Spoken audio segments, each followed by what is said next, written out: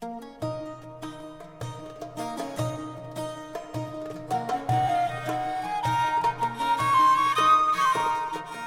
podcast comes to you from the University of Toronto, Mississauga. We wish to acknowledge this land on which the university operates.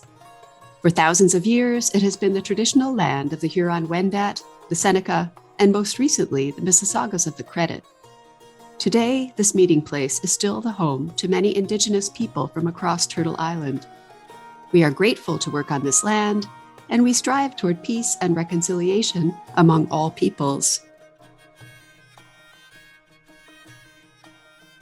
Hi, I'm Jill Caskey, Associate Professor of Art History at the University of Toronto, Mississauga.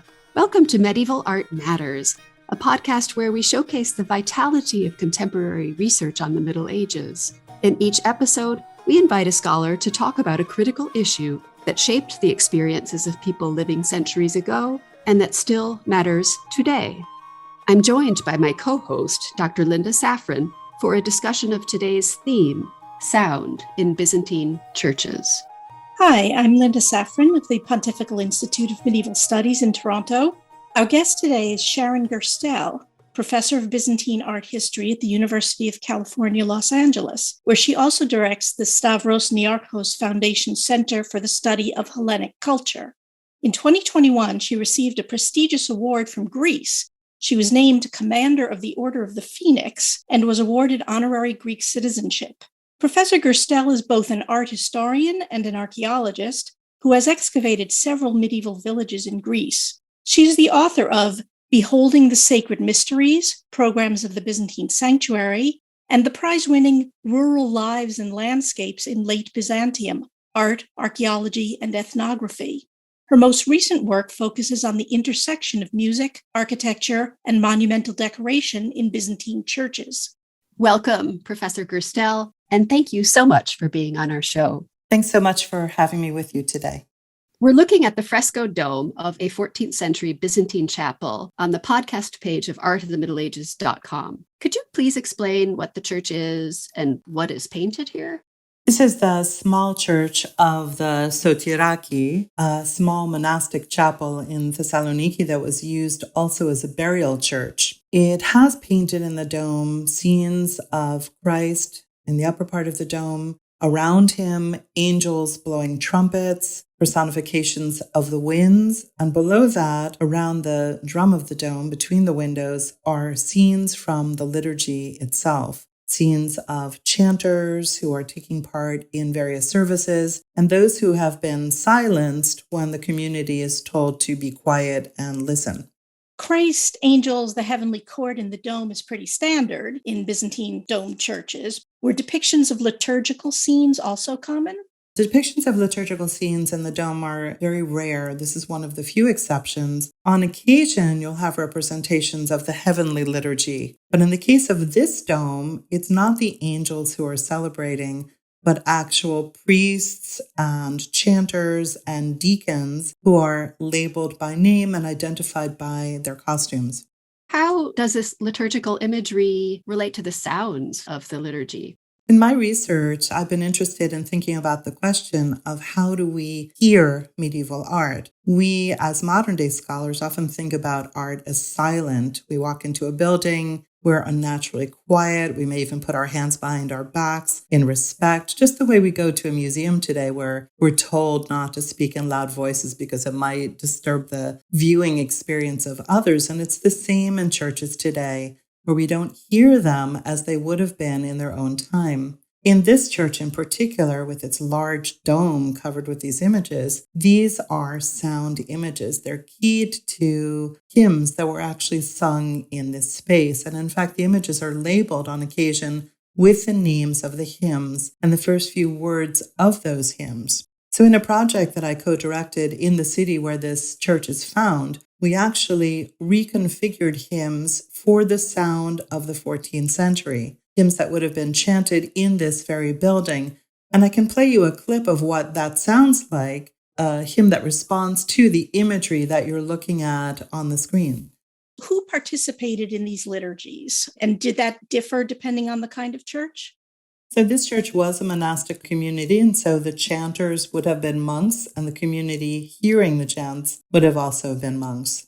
Some of the acoustical testing that my team has done also looks at churches that were large basilicas for medieval communities that would come together to listen to bishops and other speakers who would stand on an ambo and address the community, and perhaps they would hear chanting, a different kind of chanting in those buildings. But these chants that you're about to hear are chanted by 3 singers only. And what you're going to hear is how they fill the entire building. And that filling sensation, the immersive experience that you have and that you'll hear, is partially formed by the resonant space created by the dome in which the chants are represented above. Would you like to hear it? That sounds totally great. Looking forward to hearing it.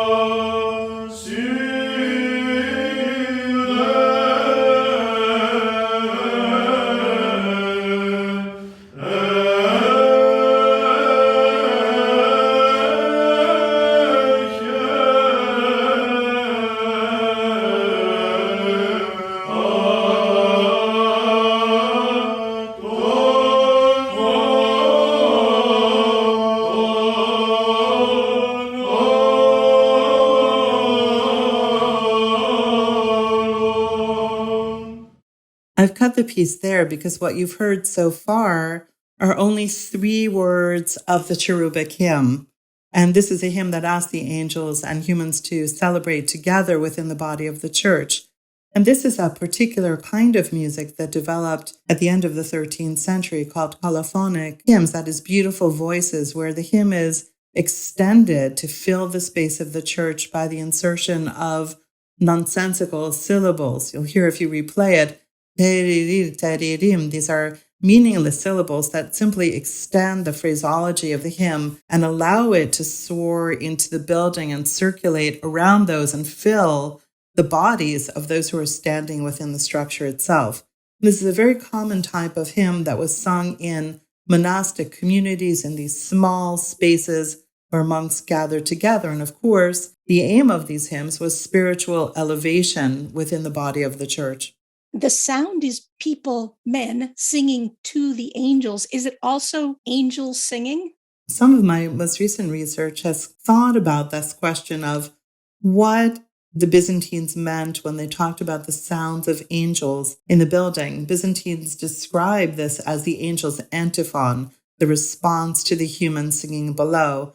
And what we've discovered is there were acoustical properties within the building that actually retained residual sound that was non-directional. And so that people standing in the building actually heard chirping, almost fluttering sounds, very high-pitched sounds, which they attributed most likely to the sounds of angels flying up in the upper reaches of the building. And so this idea of humans and angels mingling, specifically men, monks and angels, because it's always about monks who the angels interact with, this idea that they were interacting within the body of the church is actually an acoustical effect that then comes out in Byzantine writings about phenomenology and the church interior. What's so interesting about the buildings is that the singers actually adjust to the architectural form of the building. Or one could ask, does the architecture, is it built intentionally to house sound? The two work hand in hand with the size of the community filling the size of the dome, or what role does the dome play in directing sound? Or for that part, what do columns in buildings do to direct sound? Because we've found that columns actually refract sounds. And so we need to really take a closer look at architecture, to think about its sonic properties, not only hearing the paintings, but hearing the architecture as well. The domes didn't still have the clay amphorae, correct?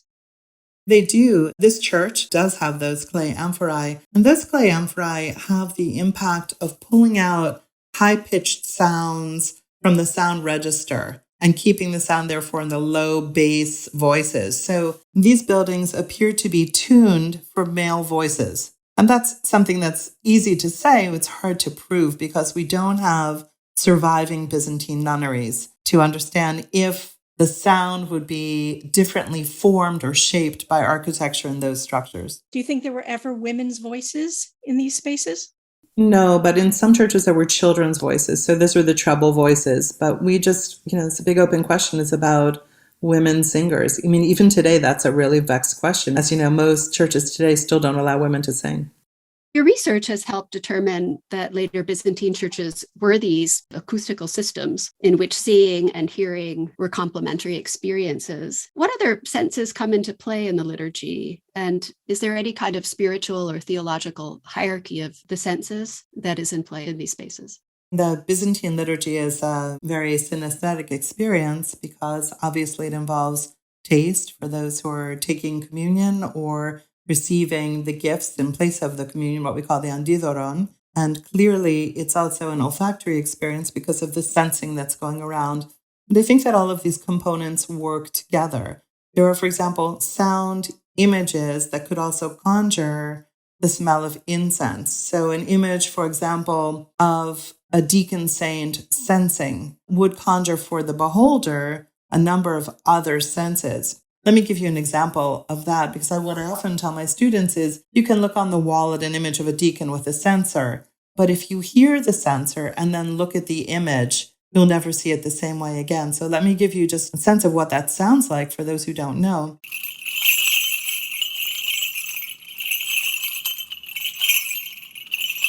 So this sound of this clanking of bells, which the Byzantine artists intentionally often will place the censer bypassing the frame of a painting or almost knocking into the frame of the painting, brings the censer off the wall into our space and reminds who's ever looking at it, even in a moment where the church is dormant, where there's no service taking place, of the smell of the incense, but also the sound of the censer. And so if we walk into the buildings with all of these senses engaged, I think we have a very different visual experience of the structure, one that kind of animates the soul in a very different way. In terms of hierarchies, the visual is quite important, but it really depends on who you speak to. For many, it's the sound that has precedence. And of course, there was a lot of emphasis placed on the sonic environment of the building. You've worked as a member of a team in Soundscapes of Byzantium and also on archaeological digs. Could you describe how the Soundscapes research group came together and the areas of expertise? And what did you learn from those different experts? I was very fortunate. My university supports transdisciplinary research with wonderful grants. And so I was able to reach out to a colleague at USC across Los Angeles who is an acoustical engineer and whose specialty is psychoacoustics. And as it turns out, this colleague, whose name is Chris Kyriakakis, actually is from Thessaloniki, the city that I had hoped to examine. And together with Chris, we had an architectural historian, Konstantinos Raptis, who works for the Directory of Archaeology in Thessaloniki, as well as a musicologist, Spiridon Andanopoulos, as well as an acoustical engineer who recorded the Boston Pops and also the Muppet Show. And so we were a very lively crew that was able to ask different research questions based on our different experiences. And I should say at the outset, we had as well another Byzantine art historian whose focus is also sound, whose name is Amy Papalexandrou. Together with these people, we also attracted a number of chanters from the city. The first day that we started our testing, we had 3 chanters, the lead chanter being Nectarios Andoniou, who's affiliated with Axionestin in New York. We began to accrue other chanters. By the last day, we had 10 chanters who had all heard about the project of singing Byzantine music instead of Byzantine style music, which is what a number of chanters sing today. It's quite different. And we're also interested in feeling what it was like to sing in these buildings with people who were thinking about the shape of the music. Overall, what does sound or acoustic history add to our understanding of late Byzantine art and architecture? I don't think we can look at Byzantine art and architecture without thinking about sound. I think we're long past the time where we can divide the senses in looking at art. For people in that time for which sound and hearing were much more closely connected than they are today, this would have been absolutely an integral experience, hearing and seeing simultaneously. We know from neuroscience that these two senses, the hearing and seeing, are in the same lobe of the brain. And in the time in which we're speaking, there was a much more synesthetic or closer link of these senses than we have today when we spend our time looking at videos or TikTok without thinking about the sound behind them. In a time before television, before cell phones, before screens, these people really relied much more heavily on sound than we do today. And I think it's important to reintroduce that sense as important as sight in these buildings. Where do you think the study of Byzantine art and architecture is going in the next few years? My interest in Byzantine architecture and in pushing it is to push beyond the metropolitan centers, to look at other communities and how they perceive art, which can be in a very, very different way. Outside of the capital, art reflects more intimately the life of the people, their desires, their true skill sets, the interactions with others in their midst or others with whom they interact. And I think that by focusing on elite texts and buildings, we're missing what is really the essence of Byzantine art. Thank you, Professor Gerstel, for coming to speak with us today. You're so welcome. It was really delightful to be here. And I'm so excited about the opportunity for students to engage with people orally through podcasts as well as reading textbooks. I think what you're doing is amazing. That was Professor Sharon Gerstel on sound in Byzantium. You've been listening to an episode of Medieval Art Matters, hosted by Linda Safran and me, Jill Caskey. Medieval Art Matters complements the book written by Jill Caskey, Adam Cohen, and Linda Safran, called Art and Architecture of the Middle Ages, Exploring a Connected World. It is published by Cornell University Press. For more information, go to the website that accompanies the book, artofthemiddleages.com, where you'll also find more podcasts in this series. Medieval Art Matters is made possible by the support of the Department of Art History at the University of Toronto, St. George Campus, and the Office of the Vice Principal and Dean, University of Toronto, Mississauga. Many thanks to the Toronto Consort for providing the music. This podcast was brought to you by Cited Media Productions. Thanks for listening.